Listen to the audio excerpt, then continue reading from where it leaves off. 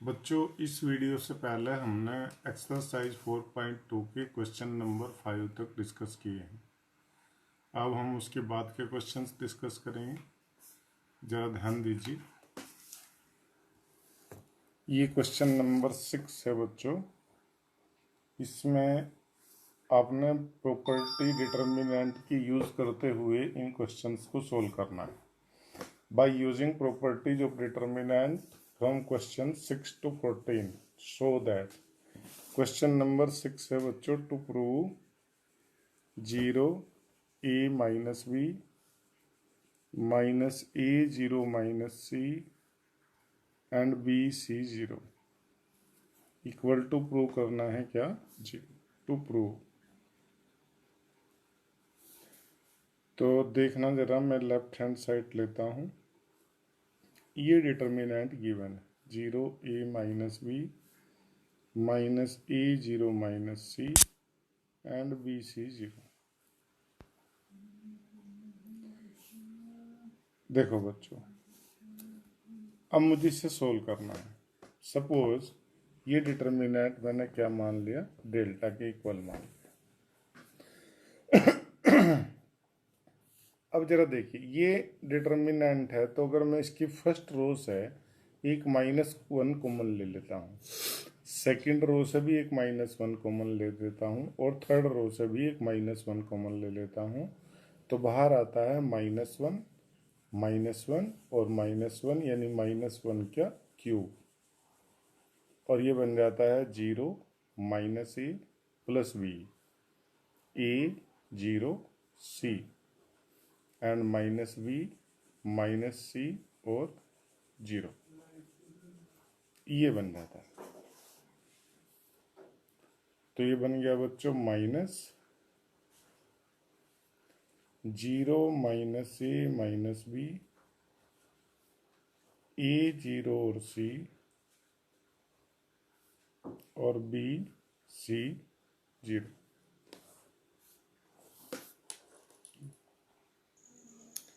तो बच्चों, ये एक माइनस कॉमन आ जाने के बाद ये डिटर्मिनेंट ऐसा हो जाता है।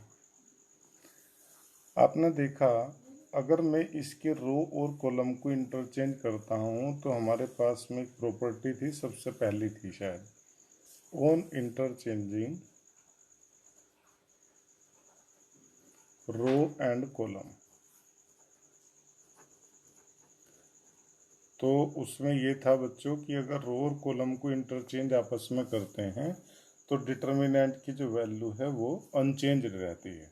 तो मैंने इसमें इसके रो कॉलम को इंटरचेंज किया, जैसे ट्रांसपोज करते हैं, तो 0 ए माइनस बी ये हो गया, ये हो गया माइनस ए 0 माइनस सी, और ये बन गया बच्चों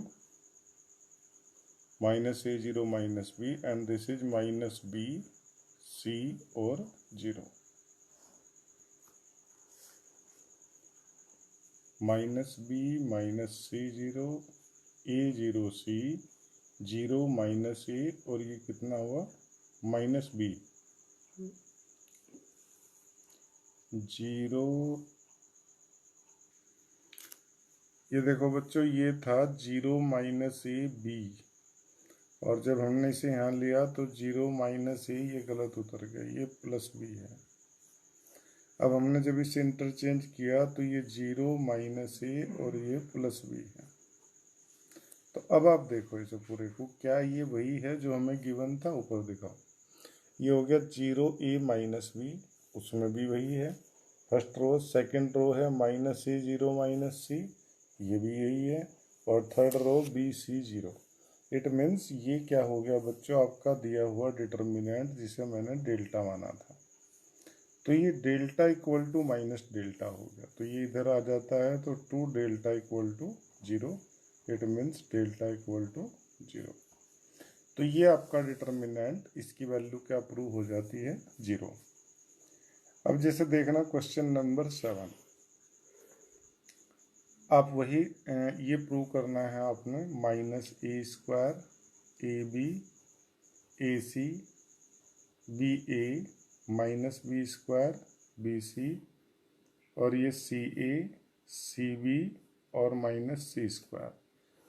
ये प्रूव करना है बच्चों 4a² b² c² to prove. तो मैं वैसे ही लेफ्ट साइड ले लेता हूँ इसकी। ये बनेगी बच्चों क्या, -a² ab ac, ba -b² bc, ca cb और -c²। अब आप देखो फर्स्ट रो से क्या कॉमन है बच्चों, ए कॉमन है, सेकंड रो से बी कॉमन है और थर्ड रो से सी। तो मैंने ए बी सी बाहर लिए। फर्स्ट रो से ए कॉमन आ गया तो ये बन गया -ए बी और सी। इससे बी कॉमन आ गया तो ए -बी और सी।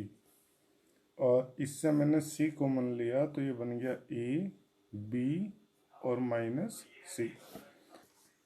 तो ये देखो बच्चों, ए बी सी कॉमन आने के बाद ये डिटर्मिनेंट ऐसा हो जाता है। अभी मैं इसमें अगर ये मैं फर्स्ट दोनों रो को ऐड कर देता हूँ R1 + R2 तो ये 0 बन जाएगा, ये भी 0 बन जाएगा और ये हो जाएगा C + C कितना 2C। तो आप एक ऑपरेशन लगाएंगे R1 changes by R1 + R2। तो ये बन गया आपका लेफ्ट साइड कितनी, ए बी सी तो बाहर था, 0 0 2C और बाकी सब as it is A B -C। ठीक है, अब आप इसे एक्सपेंड कर दीजिए, एक्सपेंडिंग अलोंग फर्स्ट रो। तो फर्स्ट रो के रेस्पेक्ट एक्सपेंड करूंगा, आप लोग जानते ही हैं, ये फर्स्ट 0 हो जाएगा, 0 इंटू सेकेंड मेंबर भी क्या 0 इंटू हो जाएगा। तो थर्ड सा आएगा बच्चे कितना, देखो 2C इंटू ये आएगा।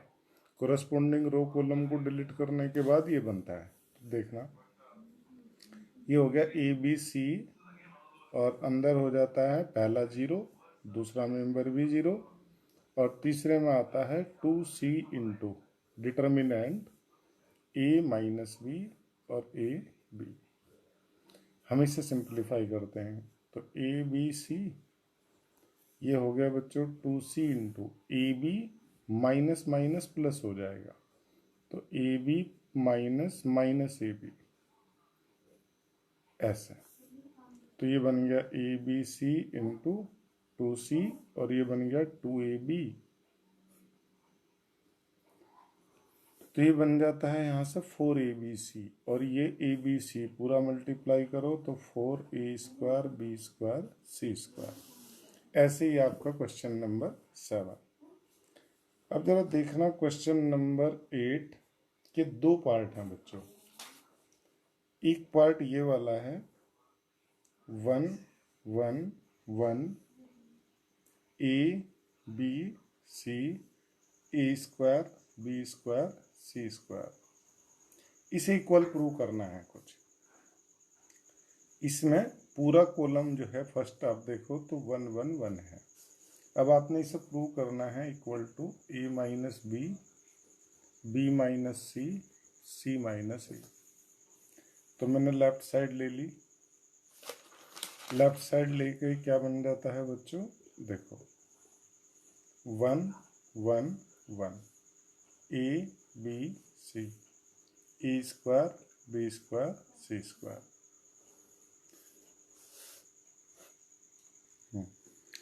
तो बच्चों आप इसमें देखो तो फर्स्ट कॉलम में हमें दिया गया है 1 1 1 और हमें इसे सिंप्लीफाई करना है। सिंप्लीफाई करने के लिए जैसे आपने लास्ट क्वेश्चन में भी देखा तो हमने ये 2 0 बना ली थी और फिर इसे आसानी से सिंप्लीफाई किया। यही कोशिश हमारी रहेगी सभी क्वेश्चंस में अगर ऐसा हो पाए तो। अब जैसे इसमें ये 2 आपका देखो इसे सोल्व करना है तो ये फर्स्ट कॉलम में 2 मुझे दिख रहे हैं 1 1 1। तो अगर मैं कर देता हूँ R2 - R1 तो 1 - 1 क्या हो जाएगा 0। ऐसे ही मैं ऑपरेशन लगा देता हूँ R3 - R1 तो ये भी क्या बन जाएगा 0। तो मैं दोनों ऑपरेशन लगा देता हूँ R2 changes by R2 - R1 and R3 changes by R3 - R1। तो आपका जो नया डिटर्मिनेंट है वो बन जाता है, R1 में कोई चेंज नहीं किया, ये 0, ये बन गया b माइनस ए, और ये b स्क्वायर माइनस ए स्क्वायर, ये 0, 1 माइनस 1, ये c माइनस ए, और ये c स्क्वायर माइनस ए स्क्वायर। अब आप इसे फर्स्ट कॉलम की रेस्पेक्ट एक्सपेंड करोगे तो फर्स्ट मेंबर के रेस्पेक्ट आएगा ये डिटर्मिनेंट, और बाकी सब क्या हो जाएंगे, ये 0 इंटू, दूसरा भी 0 इंटू, तो आप कहेंगे एक्सपेंडिंग अलोंग कॉलम नंबर 1। तो ये बन जाता है बच्चों 1 into B minus A, B square minus A square, C minus A, C square minus A square. बाकी दोनों मेंबर 0 हो जाएंगे, 0 इंटू 0 इंटू। तो ठीक है, अभी इसे आगे बढ़ा देता हूँ मैं। ये b माइनस ए, सी माइनस ए, नो चेंज। इसके फैक्टर हो सकते हैं, तो b माइनस ए, b प्लस ए, ऐसे इसके भी फैक्टर हो जाएंगे, c माइनस ए, सी प्लस ए। अब फर्स्ट रो से क्या कॉमन है, b माइनस ए, सेकेंड रो से क्या कॉमन है, c माइनस ए, तो b माइनस ए, सी माइनस ए बाहर आ जाता है कॉमन, तो ये 1 1, और ये b प्लस ए, और ये c प्लस ए।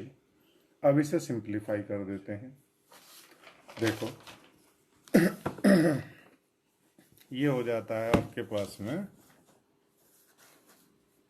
लेफ्ट साइड आपकी b माइनस ए, सी माइनस ए, इसे मैं सिंप्लीफाई करूं तो दिस माइनस दिस, तो क्या बन गया, c प्लस ए माइनस b माइनस ए, ये कैंसिल हो गया। अब आपका आंसर ये बन गया b minus A, C minus A, और c माइनस बी। पर आप अगर आंसर चेक करो तो आंसर ये नहीं है, वो क्या है, a minus B, B minus C, C minus A. तो अगर मैं इससे एक माइनस कॉमन ले लेता हूँ तो ये बन गया a माइनस बी, एक माइनस बाहर आ गया, एक माइनस इससे कॉमन ले लेता हूँ तो ये बन गया b माइनस सी, और वो माइनस इंटू माइनस क्या हो गया, प्लस, और ये c minus A as it is. ये आपकी राइट साइड है, ठीक है। इस तरह से हम इन क्वेश्चंस को प्रूव कर सकते हैं। अभी आप जरा देखो ये क्वेश्चंस को एक बार और देखो, ऐसे बहुत क्वेश्चन है आपके पास और सारे इसी पैटर्न के हैं। तो जब कभी भी आप फर्स्ट कॉलम में ऐसे देखेंगे 1 1 1, तो हमेशा ये ही दो ऑपरेशन लगाएंगे, और ऐसा लगाने पर क्या हो जाएंगे, 2 0 बन जाएंगी, और आप इसे एक्सपेंड कर देंगे। अब जरा तुम देखो, अगर ये रो में हो जाता है, मान लो ये रो बन जाती 1 1 1, तो हम क्या कॉलम ऑपरेशन लगा लेते, C2 माइनस C1 और C3 माइनस C1। R की जगह क्या लिखते, बस हम C लिखते। जैसे ये क्वेश्चन है, आप जरा ध्यान दीजिए, नेक्स्ट है, इसी का सेकंड पार्ट है 8th का। बच्चों ये नेक्स्ट क्वेश्चन वैसे हम अगली वीडियो में डिस्कस करेंगे, अभी ये वीडियो बड़ी हो रही है, ठीक है, ओके।